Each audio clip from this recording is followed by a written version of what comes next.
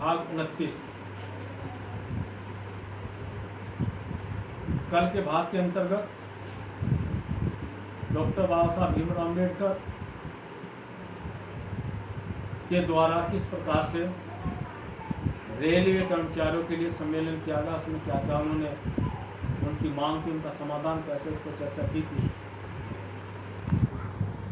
आज हम चर्चा करते हैं कि भारत के अंदर जब देश की आज़ादी का बिजुल बज रहा था और अंग्रेजों को दिखाई दिया कि अब हम लंबे समय तक भारत को गुलाम नहीं बना सकते, हमको उनको कुछ सुविधा देनी पड़ेगी, उनके अनुसार उनके सुविधा के अनुसार नियम और कानून बनाने पड़ेंगे। ये डॉक्टर बाबा साहब भीमराव अम्बेडकर ने निर्णय लिया। ये इस प्रकार से ब्रिटिश साम्राज्य ने निर्णय लिया और इस प्रकार से 3 फरवरी 1928 को कुछ सदस्यों का एक प्रतिनिधिमंडल भारत आया। इस प्रतिनिधि मंडल के जो प्रमुख थे जॉन साइमन थे और जॉन साइमन के नाम से इस कमीशन का नाम साइमन कमीशन रखा गया। ये कमीशन भारत के अंदर आया, भारत की सामाजिक, आर्थिक, राजनीतिक, शैक्षिक स्थितियों की जानकारी लेने के लिए आया था।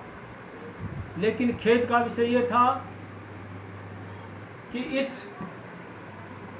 प्रतिनिधि मंडल के अंदर कोई भी भारतीय नहीं था, सब व्यक्ति विदेशी थे।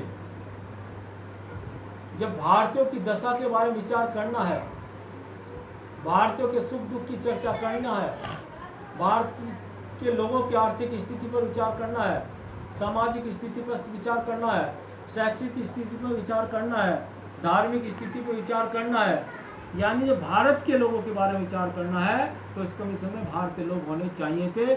इस दृष्टि से पूरे भारत के अंदर साइमन कमीशन का विरोध हुआ और इसलिए नारा दिया गया था Simon commission go back, go back, Simon commission go back. और इसी के कारण पूरे हिंदुस्तान के अंदर आंदोलन हुआ। इसी का विरोध करते हुए लाला लाजपत राय के साथ लाठी चार्ज किया गया था और अंत में उनकी मृत्यु हो गई थी। ये लाहौर की घटना थी और उनकी मृत्यु हो गई। नारे इस प्रकार के लगते रहे। इसके पश्चात एक दूसरी और घटना घटती है।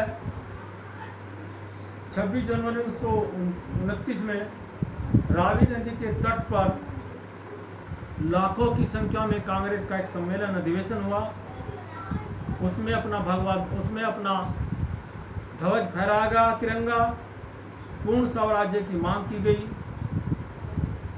और गांधी जी का जो सैन्य आंदोलन था तो उसको तेजी से गति दी जाएगी, ये निर्णय किया गया। क्रांतिकारी गरम दल, नरम दल पूरे देश के अंदर आंदोलन, क्रांति कर रहे थे। देश की आज़ादी की चारों तरफ मांग थी। युवा मर मिटने के लिए तैयार था, लेकिन मेरी भारत माँ आज़ाद हो, इस पर लगा हुआ था। इस दृष्टि से भारत कमीशन, साइमन कमीशन और ये दोनों के द्वारा अंग्रेजों को ये लग चुका था, अब भारत को उनको आज़ाद कराना पड़ेगा और इसलिए उनके अनुसार किस तरह का संविधान बने, क्या क्या उनकी स्थिति, क्या क्या मांग है, इस दृष्टि से लेकर उन्होंने इंग्लैंड के अंदर एक सम्मेलन आयोजित करना प्रारंभ किया, जिसको हम गोलमेज सम्मेलन कहते हैं। इसी